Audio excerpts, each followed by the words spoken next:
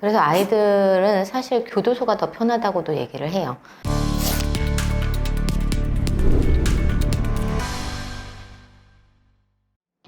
안녕하세요. 소년심판, 소년재판의 신 혜성 변호사입니다. 오늘은 소년분류심사원에 관해서 얘기를 좀 해볼까 해요. 소년분류심사원, 아마 잘 모르시는 분들도 많을 텐데요. 일반 형사재판에서 구치소 비슷한 곳이라고 생각을 하시면 돼요.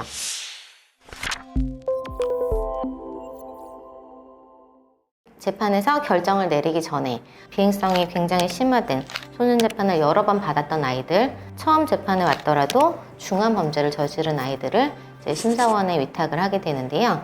첫 재판에서 아이를 심사원에 보내고 위탁을 하고, 그리고 한 3주에서 5주 후에 열리는 두 번째 기일에 심사원에서 데리고 나와서 이제 두 번째 재판을 열고요. 최대 2달까지 위탁을 할 수가 있습니다.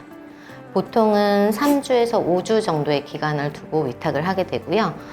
그때 이제 심사 보고서, 그리고 아이가 법정에서 말하는 거, 이런 모든 것을 다 종합해서 판사가 처분을 결정하고 그 자리에서 처분을 고지합니다. 그렇기 때문에 첫 재판에서 심사원에 위탁된 다음에 부모님들이 위탁이 된 이후에야 깜짝 놀라서 당황해서 변호사 사무실에 달려오시는 경우가 있습니다. 하지만 그러면 사실 이미 늦습니다. 심사원에 위탁된 결정에 대해서는 불복할 수가 없어요. 취소를 구할 수가 없습니다. 그렇기 때문에 그 위탁 기간 동안은 어쩔 수 없이 심사원에서 지내야 됩니다. 심사원에서의 생활은 사실 아이들이 견디기 굉장히 힘들어합니다. 소년원이랑 비슷하게 돌아간다고 보시면 돼요. 형사재판을 구속돼서 받다가 이제 소년부 송치 결정을 받아서 소년재판으로 넘어오는 아이들이 있습니다. 그러면 형사재판에서 뭐 6개월씩 이렇게 구속되어 있기도 하거든요. 그런 아이들 소년재판으로 넘어오면서 대부분은 보통 다시 심사원으로 보냅니다. 그러면 그 아이들 얘기 들어보면 심사원이 훨씬 힘들다고 합니다. 교도소에서는 사실 미성년자이기 때문에 사실 하루 종일 아무것도 안 한대요. 그리고 수감된 이제 어른들이 아이라고 좀 뭐 귀여워해주기도 하고, 또 미성년자라서 교도소에서 가장 모범수인 사람들을 아이와 짝지어져서 멘토처럼 역할을 하면서 생활을 살펴주게 한다고 하더라고요. 그래서 교도소에서 사실 오랜 기간 구속돼 있어도 나름 편하게 지내다가 심사원으로 넘어오면 빡빡한 스케줄을 짜서 막 교육받고 조사받고 아이들끼리 트러블도 있고 하면서 훨씬 더 힘들어 하더라고요, 심사원에서.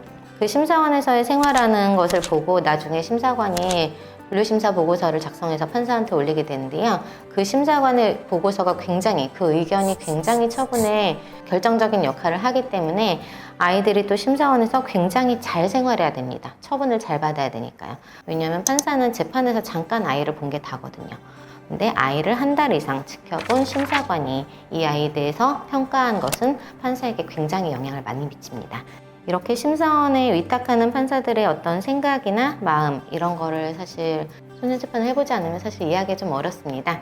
심사원 위탁이 예상되는 사건인지, 그리고 어떻게 하면 사실 심사원 위탁을 조금 더 판사가 고민하게 만들 수 있는지, 이런 거는 사실 소년재판이 시작되자마자 상담을 받고 잘 준비하시는 것도 필요합니다. 그 다음에 변호사의 역할은 아이에게 심사원에서 어떻게 생활해야 되는지, 재판에서 어떤 처분이 예상되는지 이런 걸 준비하고 최대한 그래도 선처를 받을 수 있도록 같이 준비해 나가는 과정을 변호사가 이제 돕고 함께 하는 거고요.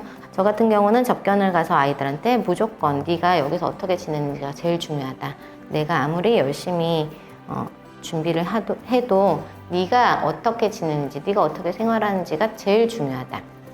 무조건 상점 많이 받고 벌점 절대 받으면 안 되고, 상점 많이 받고 무조건 뭐든지 솔선수범해서 다 네가 해라. 모범적으로 열심히 생활해야 된다. 이런 충고를 많이 합니다. 심사원에 관해서 좀 더 궁금하신 것이 있다면 댓글이나 이메일로 문의 주신다면 더 답변을 해드리겠습니다. 구독과 좋아요, 알림 설정 부탁드리고요. 소년심판, 소년재판의 신 혜성 변호사였습니다.